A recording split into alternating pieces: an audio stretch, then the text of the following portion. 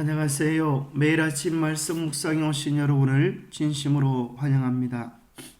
제10과 돌려드림 3월 5일 일요일 어리석은 부자 기억절 또 내가 들으니 하늘에서 음성이 나서 이르되 기록하라 지금 이후로 주 안에서 죽는 자들은 복이 또다심에 성령이 이르시되 그러하다 그들이 수고를 그치고 쉬리니 이는 그들의 행한 일이 따름이라 하시더라. 계시록 14장 13절 말씀. 생각할 문제. 이 어리석은 부자의 비유는 우리 소유에 대한 우리의 태도가 어떠해야 한다고 말해주는가? 인생을 어떤 사명을 가지고 태어나는가? 오늘 우리에게 주는 교훈은 무엇인가? 누가복음 12장 16절부터 나오는 말씀입니다. 또 비유로 그들에게 말하여 이르시되 한 부자가 그 밭에 소출이 풍성함에 심중에 생각하여 이르되 내가 곡식 쌓아 둘 곳이 없으니 어찌할까 하고 또 이르되 내가 이렇게 하리라 내 곡간을 헐고 더 크게 짓고 내 모든 곡식과 물건을 크게 쌓아 두리라.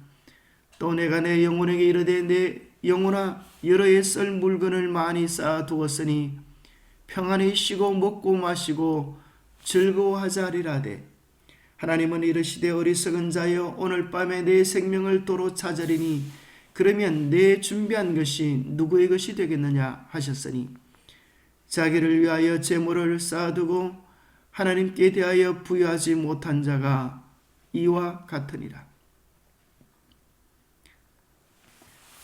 요즘 세상 형편으로 보면 성공한 인생이요 잘 산 인생같이 보이지 않습니까?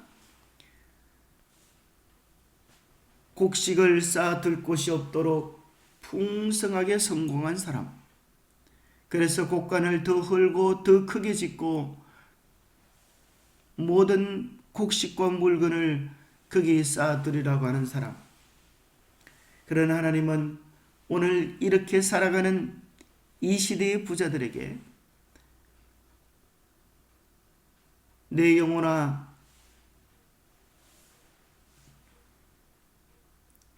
여러 해 쓸 물건을 많이 쌓아두고 평안히 쉬고 먹고 마시고 즐거워하지 않은 인생을 즐기며 제대로 살아가는 것처럼 생각하는 이 사람에게 하나님은 이렇게 말씀하십니다.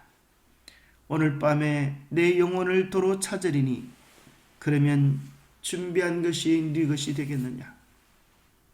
오늘 우리의 생명이 끝이 난다면 우리는 하나님 앞에 어떻게 설 것인가를 생각해 보라고 권면해 주고 있습니다.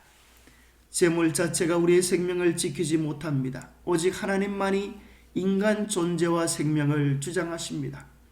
그러므로 재물은 진정한 생명의 주관자이신 하나님을 위하여 사용해야 합니다. 이 말씀을 통하여 예수님은 은퇴 후에 하지 말아야 할 것을 가르쳐 주신 것으로도 이해할 수 있습니다. 만약 누군가가 은퇴한 후에 그동안 모은 재산을 자신만을 위하여 사용하려고 한다면 그 사람은 이 말씀을 살펴보고 명심해야 합니다. 열심히 일을 하거나 부를 축적하는 것이 문제가 아니라 재산을 어떻게 사용할 것인가가 중요한 것이라고 하는 것입니다.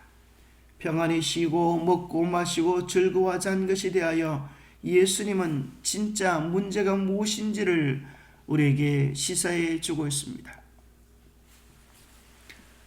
돼지는 그래도 돼지라고 이야기하지만 그래서는 되지 않습니다.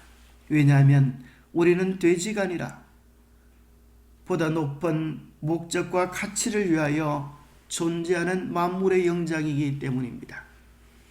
이 사람의 목적은 도살될 짐승의 삶의 목적보다 나은 것이 없었다. 그는 마치 하나님도 없고 천국도 없고 내시도 없는 것처럼 살았고 그가 가진 모든 것은 다 자기의 것이며 하나님께나 사람에게 아무런 빚도 지지 않은 것처럼 생각했다. 그는 도살될 짐승보다 나음이 없는 그런 삶을 살았습니다. 하나님 오늘 우리에게 물어보시는 것입니다. 우리에게 질문하시는 것입니다. 정말 너는 오늘 너의 생명이 마친다면 우리에게 생명을 주신 하나님께 무엇이라고 답변하겠는가? 너의 인생을 무엇을 위하여 살았다고 말할 수 있겠는가? 라고 물으십니다.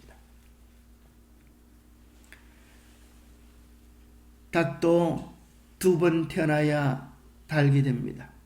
첫 번째는 계란으로 태어나고 두 번째는 계란을 깨뜨려 병아리로 태어납니다. 한 번밖에 태어나지 못하면 결과는 뻔할 뻔자 계란 후라이 받게 되지 않습니다. 인간도 2번 태어나야 합니다. 한 번은 생존을 위하여 또 한 번은 사명을 위하여 태어나야 합니다.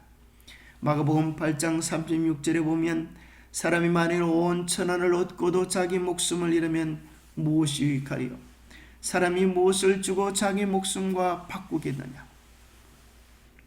사람이 천하를 얻고도 자기 목숨을 잃으면 무슨 이득이 있겠습니까? 아무 소용이 없다는 것입니다. 그런데 질문은 우리에게 이렇게, 성경은 우리에게 이렇게 질문합니다. 사람이 무엇을 주고 자기 목숨과 바꾸겠느냐? 천하보다 귀한 우리의 목숨의 정체가 야고보서 4장 14절에 보면 너희 생명이 무엇이냐? 너희는 잠깐 보이다가 없어지는 안개니라고 말씀하십니다. 안개처럼 사라질 생명, 잠시 후에 없어질 생명을 가만히 내버려 두면 무의미하게 끝이 날 것입니다. 그래서 우리는 우리의 생명이 안개로 사라지기 전에 우리의 목숨을 바칠 만한 가치 있는 것을 발견해야 합니다. 그것을 사도 바울은 사명이라고 이야기해 주고 있습니다. 내가 달려갈 길과 주 예수께 받은 사명 곧 하나님의 은혜의 복음을 증언하는 일을 마치려 하면은 나의 생명조차 조금도 귀한 것으로 여기지 아니하노라. 사도행전 20장 24절입니다. 주 예수께 받은 사명 곧 하나님의 은혜의 복음 증거하는 일을 마치려 하면은 생명조차도 조금도 귀한 것으로 여기지 아니했던 바울의 선택은 어리석은 것이었을까요? 결코 그렇지 않습니다. 그는 그를 위하여 의의 면류관이 준비되어졌다고 자랑하는 것입니다. 잠시 후에 사라질 생명을 투자함으로 영원한 생명을 얻은 것입니다. 성경 속 인물들의 모습은 대체로 할 수 있는 한 열심히 일하는 생산적인 생애를 지속하는 것으로 그려집니다. 위대한 예언서 다니엘, 요한 계시록의 저자들은 각 책을 기록하기를 마쳤을 때 80대였습니다. 당시 평균 수명이 약 50세에 불과하였던 때를 생각해 보면 대단한 연세이십니다. 엘렌 화이트는 시대의 소망을 70세가 넘어서 출판했습니다. 그러므로 건강하기만 한다면 나이 때문에 일을 멈추는 일은 없어야겠습니다.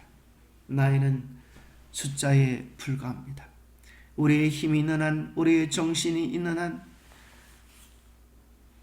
우리의 재능이 있는 한 우리는 그것을 주의 아름다운 사업의 확장을 위하여 사용해야 하지 않겠습니까? 영감의 교훈입니다. 재물에 대한 바른 견해를 가졌다면 만일 그가 그의 재산을 그의 궁핍한 형제들에게 나누어 주어 그들의 필요를 공급하였더라면 부서뜨리고 더 큰 창고를 지어야 할 필요는 없을 것이다. 그러나 그는 하나님의 율법의 원칙을 무시하였다. 그는 전심으로 주님을 사랑하고 이웃을 자기 몸처럼 여기지 않았다. 만일 그가 자신의 재물을 선을 행하도록 하나님께서 그에게 주신 하사품으로 여겼더라면 그는 하늘에 재물을 쌓았을 것이며 선행에 부유한 자가 되었을 것이다. 기도하겠습니다. 하나님 아버지, 우리는 자아중심적인 이기심의 나병에서 벗어나지 못하고 살아갈 때가 많이 있습니다. 우리를 하여금 이 이기심에서 탐욕에서 치유되게 하여 주시고 죽는 순간까지 하나님의 영광을 위하여 살아가는 충성스러운 청지기가 되도록 도와주시옵소서. 그렇게 할 수 있는 건강과 능력과 믿음을 허락해 주셔서 감사합니다. 우리의 매일의 삶이 예수님의 향기 되어지는 아름다운 삶이 되게 축복해 주시옵기를 우리 주 예수 그리스도 이름 의지하여 간절히 간구하옵나이다. 우리 계신 아름다운 사명을 위하여 아름답게 살아가는 복된 생애 되시기를 축복합니다. 감사합니다.